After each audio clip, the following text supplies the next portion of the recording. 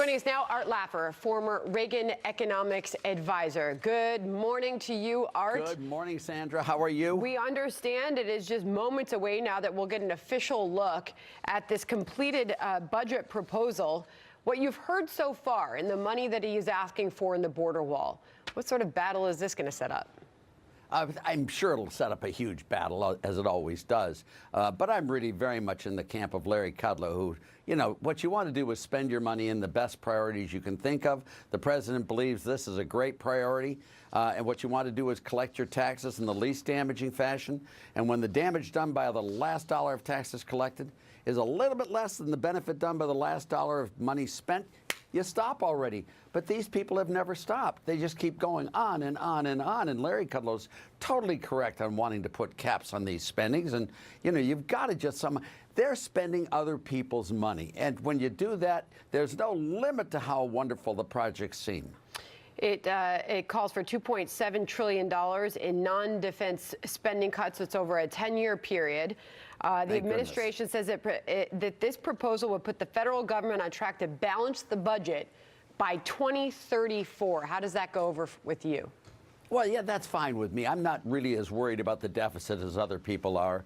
I mean, frankly, you should borrow all you can if you can borrow at 1%.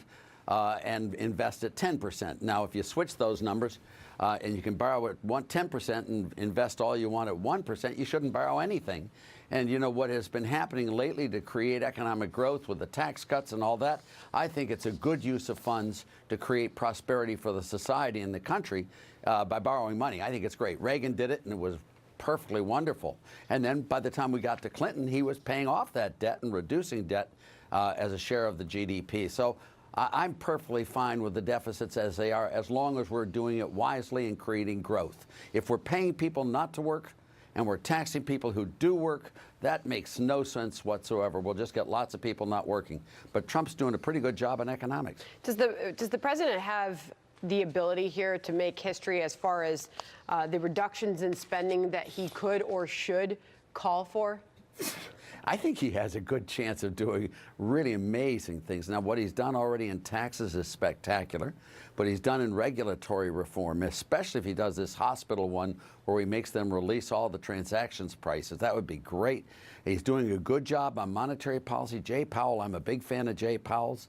I think he's doing a great job on trade. Let's hope we get that China deal soon. And the only one that he hasn't been successful on is government spending. And now he's finally coming out and really wants to get control of government spending. I mean, what a change from W and Obama. This would be spectacular. Interesting to hear your optimism, and we've certainly heard optimism from Larry Kudlow over the weekend about that trade deal getting done. Yeah. Yeah, he said it, and you know, how can you not believe him? I mean, you know, he's right there. Yeah. Finally, I want to get to this because Alexandria Ocasio-Cortez, a lot of folks talking about her, a lot of folks went to hear her speak over the weekend, and she made a comment referencing back to your former boss. Listen. I think a perfect example of how special interests and the powerful have pitted white working class Americans against brown and black working class Americans in order to just screw over all working class Americans is Reaganism in the 80s when he started talking about welfare queens.